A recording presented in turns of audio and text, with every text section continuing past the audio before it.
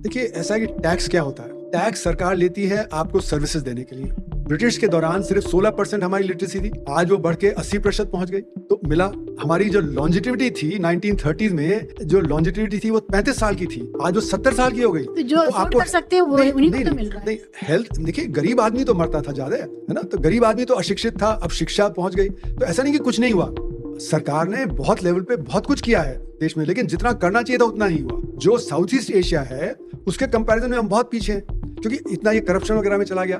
तो ऐसा नहीं, तो टैक्स जो होता है उससे पब्लिक सर्विसेज दी जाती है, उससे आपका एजुकेशन लेवल, हेल्थ लेवल, ये सब ऊपर होता है। ये बात ठीक है, करप्शन की वजह से उतना नहीं है जैसे कि होना चाहिए था। एसर की रिपोर्ट बिल्कुल ठीक है कि आपके इतने सारे बच्चों की जो एजुकेशन बहुत कमजोर है, क्योंकि वहाँ पर टीचर पढ़ाता नहीं है और टीचर कोशिश करता है कि ट्यूशन करे, और ट्यूशन में फिर वो जो पैसे कमाता है। तो इसलिए मेरा ये मानना है कि सरकार बहुत कुछ देती है, लेकिन हुआ क्या है, क्योंकि करप्शन है तो इसलिए सबको लगता है कि मेरा पैसा वेस्ट जा रहा है। जी, बहुत से लोग तो दुबई इसलिए शिफ्ट हो रहे हैं कि भारत में टैक्स बहुत ज्यादा रिटर्न नहीं है। इसलिए नहीं ये शिफ्ट हो रहे हैं, वो तो इसलिए शिफ्ट हो रहे हैं कि उनको यहाँ पे खतरा है कि टेक ओवर हो जाएगा। दुबई वगैरह क्यों जा रहे हैं? क्योंकि प्रॉफिट तो यहाँ पे कमा रहे हैं ना। वो दुबई में इतना प्रॉफिट नहीं कमा सकते जो काली कमाई से वो प्रॉफिट यहाँ पे कमा लेते हैं हमारे बिजनेसमैन, है ना, हमारे फिल्म स्टार्स। जितना वो काली कमाई यहाँ कर लेते हैं उतना तो वो वहाँ नहीं कर सकते।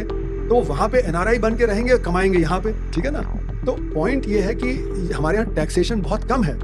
हमारा जो टैक्स जीडीपी रेशियो है वो 17.5% है। ज्यादातर उन्नत देशों में 22, 25, 30 होता है। और हमारा जो डायरेक्ट टैक्स जीडीपी रेशियो है, मतलब कितना हमारे जीडीपी का डायरेक्ट टैक्स में जाता है, वो 6.25, 6.5% है। जबकि ज्यादातर डेवलपिंग कंट्रीज में भी 10-11% होता है। और काले धन की अर्थव्यवस्था अगर कंट्रोल कर लें तो ये जो 6.25, 6.5% है वो 24% हो जाएगा। और 24% का फायदा किसको मिलेगा? हम ही लोगों को मिलेगा, क्योंकि उससे शिक्षा बेहतर होगी, स्वास्थ्य बेहतर होगा, उससे हमारी प्रोडक्टिविटी बढ़ेगी, हमारी प्रति व्यक्ति आय बढ़ेगी।